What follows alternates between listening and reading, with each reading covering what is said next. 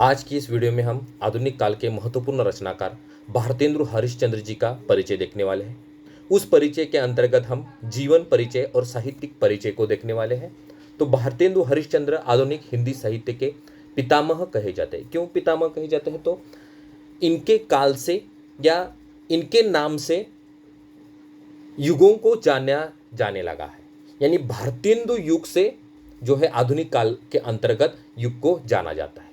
और भारतेंदु के साहित्य से ही गद्य की शुरुआत हुई है, ऐसा कहा जाता है या बहुत विद्वानों ने माना भी है। इनका साहित्य जो है एक अलग रूप में, अलग स्वरूप में पाठकों के सामने आता हुआ हमें नजर आता है। क्योंकि रीति, इसके पहले जो रीतिकालीन साहित्य लिखा गया वो पूरा का पूरा श्रृंगारिक साहित्य था।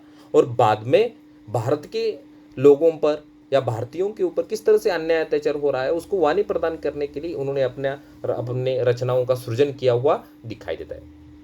तो भारतेंदु हरिश्चंद्र आधुनिक हिंदी साहित्य के पितामह कहे जाते हैं। वे हिंदी में आधुनिकता के पहले रचनाकार थे। यानी आधुनिकता को जन्म देने वाले वे पहले रचनाकार के रूप में जाने जाते हैं। इनका मूल नाम हरिश्चंद्र था। भारतेंदु उनकी उपाधि थी। यानी भारतेंदु जो है उनकी उपाधि थी और हरिश्चंद्र जो है उनका मूल नाम है। उनका कार्यकाल युग की संधि पर खड़ा है।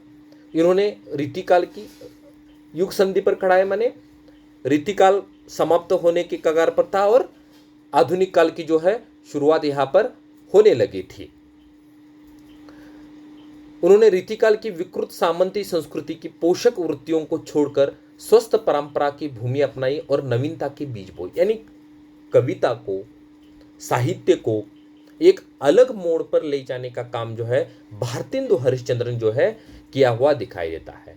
हिंदी साहित्य में आधुनिक काल का प्रारंभ भारतीय हरिश्चंद्र से माना जाता है। भारतीय नवजागरण के अग्रदूत के रूप में प्रसिद्ध भारतेंदु जी ने देश की गरीबी, पराधीनता, शासकों के अमानवीय शोषण का चित्रण को ही अपने साहित्य का लक्ष्य बनाया। यानी इन्होंने अपने साहित्य के माध्यम से जनता के ऊपर होने वाले अन्याय अत्याचार, अंग्रेजों की दमनकारी शोषणकारी जो नीति थी उसके खिलाफ आवाज उठाने का काम जो है इन्होंने किया है। हिंदी को राष्ट्रभाषा के रूप में प्रतिष्ठित करने की दिशा में उनकी पहल जो है बहुत ही महत्वपूर्ण रही है। भारतेंदु हरिश्चंद्र जो है इनका जन्म देखिए 9 सितंबर 1850 को काशी के एक प्रतिष्ठित वैश्य परिवार में हुआ। यानी ये वैश्य परिवार से संबंधित थे। उनके पिता गोपाल चंद्र एक अच्छे कवि थे और गिरधर दास उपनाम से वे कविता लिखा करते थे। 1857 में प्रथम भारतीय स्वतंत्रता संग्राम के समय में उनकी आयु 7 वर्ष की होगी। ये दिन उनकी आंख खुलने के थे। यानी यानी इनकी केवल शुरुआती के दिन इसको हम कह सकते हैं जब भारतीय स्वतंत्रता का आंदोलन शुरू हुआ था। भारतेंदु का कृतित्व साक्ष्य है कि उनकी आंखें एक बार खुली तो बंद नहीं हुई। उनके पूर्वज अंग्रेज भक्त थे, उनकी ही कृपा से वे धनवान हुए थे। हरिश्चंद्र 5 वर्ष के थे माता की मृत्यु हो गई और 10 वर्ष के थे तब पिता की मृत्यु हो गई। यानी ये इस भारतेंदु के चरित्र का जो है हम इसके अंतर्गत हम देख सकते हैं या भारतेंदु को जीवन परिचय हम देखते समय हम देख सकते हैं कि उनका जीवन जो है धनवान परिवार में बीता, लेकिन अत्यंत अल्प आयु में उनके माता की, यानी एक 10 वर्ष की आयु में माता की और 5 वर्ष की आयु में माता की और 10 वर्ष की आयु में पिता की मृत्यु होगी। इस प्रकार बचपन में ही माता पिता के सुख से वे वंचित रह चुके थे। विमाता ने उन्हें खूब सताया, यानी दूसरी माता ने उनको खूब सताया। बचपन का सुख नहीं मिला। शिक्षा की व्यवस्था प्रथा पालन के लिए होती रही। संवेदनशील व्यक्ति के नाते उनमें स्वतंत्र रूप से देखने, सोचने, समझने की आदत का विकास होने लगा। पढ़ाई की विषय वस्तु और पद्धति से इनका मन उखड़ता रहा। क्वींस कॉलेज बनारस में प्रवेश लिया। 3-4 वर्ष तक कॉलेज आते जाते रहे, पर यहाँ से मन उनका बार बार भागता ही रहा। यानी भारतेंदु हरिश्चंद्र का मन जो है पढ़ाई में कभी नहीं लगा। स्मरण शक्ति तीव्र थी, ग्रहण क्षमता अद्भुत थी। पढ़ाई में मन नहीं लगा, लेकिन उनकी स्मरण शक्ति जो अत्यंत तीव्र थी और ग्रहण करने की शक्ति भी अद्भुत थी। बनारस में उन दिनों अंग्रेजी पढ़े लिखे और प्रसिद्ध लेखक राजा शिव प्रसाद सितारे हिंद थे। भारतेंदु शिष्य भाव से उनके यहाँ आते जाते थे। यानी राजा शिव प्रसाद जो है एक लेखक थे, सितारे हिंद राजा शिव प्रसाद सितारे हिंद थे और भारतेंदु शिष्य भाव से उनके यहाँ आते जाते थे। उन्हीं से उन्होंने अंग्रेजी सीखी। भारतेंदु ने स्वाध्याय से संस्कृत, मराठी, बंगला, गुजराती, पंजाबी, उर्दू यानी ये भाषाएं जो उन्होंने सीख ली थी। उनको काव्य प्रतिभा जो है अपने पिता से विरासत के रूप में मिली थी, यानी पिता जो है उनके कवि थे, उनको विरासत के रूप में ही उनको कवि हृदय जो है प्राप्त हो गया था और बचपन से ही उन्हें उन्हें रचना करने में, कविता करने में जो है बहुत ही आनंद मिलता। तो आधुनिक हिंदी साहित्य के प्रमुख हस्ताक्षर के रूप में या नव जागरण के काल के प्रमुख रचनाकार के रूप में इन्हें जो है जाना जाता है। और आधुनिक गद्य की शुरुआत भी इनके साहित्य से जो है शुरू हो जाती है, उनके काल से शुरू हो जाती है। और उनके काल से ही, या जैसे देखिए कि नाटकों की जब भी बात आती है तो भारतेंदु युग का नाम पहले आता है, यानी भारतेंदु के युग, एक युग को जो है भारतेंदु जी का नाम जो है दिया गया है। तो इस तरह से जो है, या कविताओं का भी जब भी जिक्र किया जाता है तो भारतेंदु युग से ही उसकी शुरुआत जो है होती है। तो उनके नाटकों के बारे में जब भी हम चर्चा करते हैं तो देखिए उनके मौलिक नाटक यानी उन्होंने लिखे हुए, और कुछ नाटक जो है वह अनुदित किए हुए नाटक है। तो मौलिक नाटकों में देखिए वैदिक हिंसा, हिंसा न भवति, सत्य हरिश्चंद्र, श्री चंद्रावली, विशस्य विषमोषधम, भारत दुर्दशा। इसके अंतर्गत जो आप देख सकते हैं कि किस तरह से भारत की दुर्दशा जो है अंग्रेज शासकों ने की थी, किस तरह से उनके ऊपर जो है बहुत सारे अन्याय अत्याचार जो है किए जा रहे थे। तो भारत दुर्दशा के अंतर्गत आप ये देख सकते हैं नील देवी, अंधेर नगरी जो है इनका महत्वपूर्ण नाटक आप कह सकते हैं। अंधेर नगरी के अंतर्गत किस तरह से अंग्रेजी शासन जो है किस तरह से अंधेरे में गड़ा हुआ था, किस तरह से वह अपने आंखों पर पट्टी बांधे हुए शासन जो है चला रहा था, गरीबों पर अन्याय अत्याचार कर रहा था, उनको अपने सामने जो है अपने फायदे के सिवा उन्हें कुछ भी नहीं दिखाई दे रहा। तो ये सारी बातें अंधेर नगरी के अंतर्गत एक राजा के माध्यम से या एक राज्य के माध्यम से अंधेर नगरी के अंतर्गत जो है अंग्रेजी शासन की पोल खोलने का काम जो है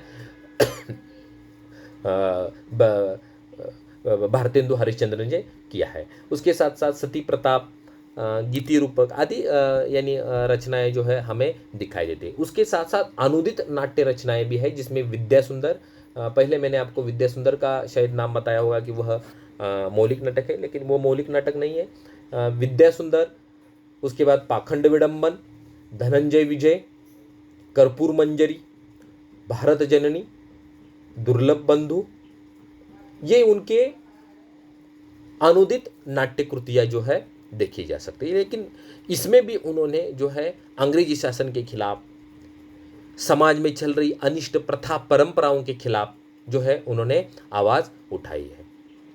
उसके बाद जो है उनकी काव्य कृतियाँ भी उन्होंने जो है लिखी है। उसमें भक्त सर्वस्व, प्रेम मालिका, प्रेम माधुरी, प्रेम तरंग, उत्तरार्ध भक्तमाल, प्रेम प्रलाप, होली, मधुमुकुल, राग संग्रह, वर्षा विनोद, विनय प्रेम पचासा, प्रेम फुलवारी, दान लीला, तन्मय लीला। तो इस तरह से जो है उनकी काव्य कृतियाँ जो है हमारे सामने आती है। अब आप काव्य कृतियों को लीजिए, चाहे वह प्रेम फुलवारी हो, कृष्ण चरित्र हो, राग संग्रह हो, ये काव्य संग्रह हो, या उनके मौलिक नाटकों को आप देख लीजिए, या उनकी अनुदित नाट्य रचनाओं को आप देख लीजिए। इसके अंतर्गत जो है भारतेंदु हरिश्चंद्र जो रीतिकालीन संस्कृति थी, रीतिकाल के अंतर्गत जो श्रृंगार परक रचनाएं जो है लिखी जा रही थी, तो उसका खंडन करते हुए एक अलग रूप में रचनाओं को लाने का काम, रचनाओं का मोड़ जो है समाज सुधार की तरफ लेने का काम, रचनाओं का मोड़ देश सुधार की तरफ करने का काम जो है भारतेंदु हरिश्चंद्र ने किया हुआ हमें दिखाई देता है। क्योंकि उस काल का उस समय ऐसा था कि अंग्रेज यहाँ पर आ गए। पहले तो वो व्यापार करने के लिए आ गए थे, लेकिन उन्होंने बाद में यहाँ पर जो है राज्य चलाने का काम किया, भारत के ऊपर शासन किया, और शासन करते करते वह अपने भारत की संपत्ति को अपने देश में लेने जाने लगे थे। भारतीयों के ऊपर अन्याय अत्याचार करने लगे थे, गरीबों को लूटने लगे थे, भारतीयों को शिक्षा से वंचित रखने लगे थे। अब एक बात है कि उन्होंने शिक्षा, अंग्रेजी शिक्षा को जो है आवश्यक किया था। क्यों आवश्यक किया था? वो उनके फायदे के लिए किया था। तो इन सभी बातों की पोल खोलने का काम जो है भारतेंदु हरिश्चंद्र ने अपने काव्य के माध्यम से किया। यानी अंग्रेजों की दमनकारी नीतियों का जो है पर्दाफाश जो है इन्होंने अपने काल में किया हुआ दिखाई देता है। तो उनके, यदि आपको भारतेंदु हरिश्चंद्र को मुख्य रूप में जानना है तो आप उनकी भारत दूरदर्शा, अंधेर नगरी, इन रचनाओं को आप जरूर पढ़िए, क्योंकि इन रचनाओं के अंतर्गत जो है, अंधेर नगरी तो एक व्यंग्य रचना है कि किस तरह से व्यंग्य, अब यहाँ पर भी एक बात है कि व्यंग्य का प्रयोग जो है गद्य के अंतर्गत पहल रूप में जो है हम मान सकते हैं कि भारतेंदु ने अपने साहित्य में किया हुआ। इसके पहले तो कबीर के काव्य के अंतर्गत या रैदास के काव्य के अंतर्गत व्यंग्य का प्रयोग किया गया है, लेकिन गद्य के अंतर्गत जो है व्यंग्य का प्रयोग या व्यंग्य शैली का प्रयोग जो है भारतेंदु हरिश्चंद्र ने पहली बार किया हुआ हमें दिखाई देता है। तो भारत दुर्दशा भी एक ऐसा नाटक है, आप उसको भी पढ़ सकते हैं, या उनके जितने भी नाटक है तो उसके अंतर्गत जो है आपको अंग्रेजी शासन के खिलाफ जो है आवाज़ उन्होंने उठाई गई, अप्रत्यक्ष रूप में जो है दिखाई देती है। क्योंकि प्रत्यक्ष रूप में तो उन्होंने आवाज़ क्यों नहीं उठाई, क्योंकि उस समय में वैसी स्थिति भी नहीं थी। उसके बाद जो है उनके काव्य संग्रह को आप देख लीजिए। काव्य संग्रहों को देखते समय उनके काव्य की विभिन्न शैलियों का प्रयोग जो उन्होंने जो है अपने काव्य के अंतर्गत जो है किया हुआ दिखाई देता है। अब इनके काव्य के ऊपर थोड़ा सा प्रभाव रीतिकाल का रहा है, लेकिन एक संधि काल हम कह सकते हैं। एक रीतिकाल समाप्त हो गया था और उसके बाद जो है आधुनिक काल की शुरुआत हो चुकी थी।